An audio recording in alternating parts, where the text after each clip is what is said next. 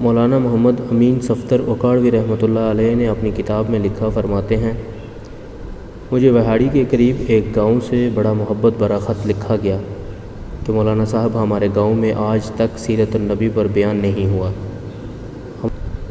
ہمارا بہت دل کرتا ہے آپ ہمیں وقت عنایت فرما دیں، ہم تیاری کر لیں گے۔ میں نے محبت بھرے جذبات دیکھ کر خط لکھ دیا کہ فلاں تاریخ کو میں حاضر ہو جاؤں گا۔ دیے گئے وقت پر میں فقیر ٹرین پر سے اتر کر تانگے پر بیٹھ کر گاؤں پہنچ گیا تو آگے میزبانوں نے مجھے ہدیہ پیش کر کے کہا، مولانا صاحب آپ جا سکتے ہیں، ہم بیان نہیں کروانا چاہتے۔ وجہ پوچھی تو بتایا گیا کہ ہمارے گاؤں میں 90% قادیانی ہیں، وہ ہمیں دھمکیاں دیتے ہیں کہ نہ تو تمہاری عزتیں، نہ مال، نہ گھر بار محفوظ رہیں گے، اگر سیرت النبی صلی اللہ علیہ وآلہ وسلم پر بیان کروایا تو مولانا ہم بہت کمزور ہیں، غریب ہیں، تعداد میں بھی کم ہیں، اس لیے ہم نہیں کر سکتے۔ میں نے لفافہ واپس کر دیا اور کہا بات تمہاری ہوتی یا میری ہوتی تو واپس چلا جاتا، بات مدینے والے آقا صلی اللہ علیہ وآلہ وسلم کی عزت کی آ گئی ہے، اب بیان ہوگا اور ضرور ہوگا۔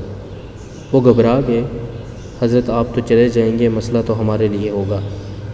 میں نے کہا اس گاؤں کے آس پاس کوئی ڈنڈے والا ہے؟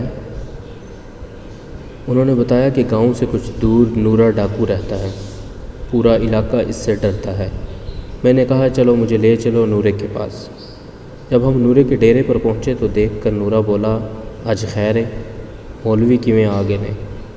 میں نے کہا بات حضور کی عزت کی آ گئی ہے، تم کچھ کرو گے؟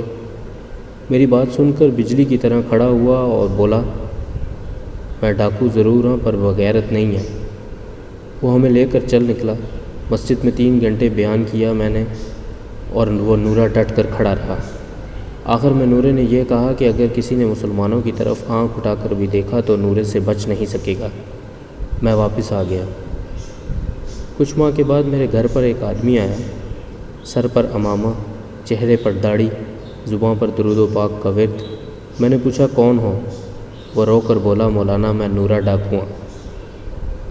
جب اس دن میں واپس گھر کو جا کر لوٹا اور سو گیا، آنکھ لگی ہی تھی، پیارے مصطفیٰ کریم صلی اللہ علیہ وآلہ وسلم میری خواب میں تشریف لائے، میرا ماتھا چوما اور فرمایا، آج تو نے میری عزت پر پہرا دیا ہے، میں اور میرا اللہ تم پر خوش ہو گئے ہیں، اللہ تعالیٰ نے تیرے پچھلے سب گناہ معاف فرما دیے۔ مولانا صاحب اس کے بعد میری آنکھ کھلی تو سب کچھ بدل چکا تھا، اب تو ہر وقت آنکھوں سے آنسو ہی خشک نہیں ہوتے۔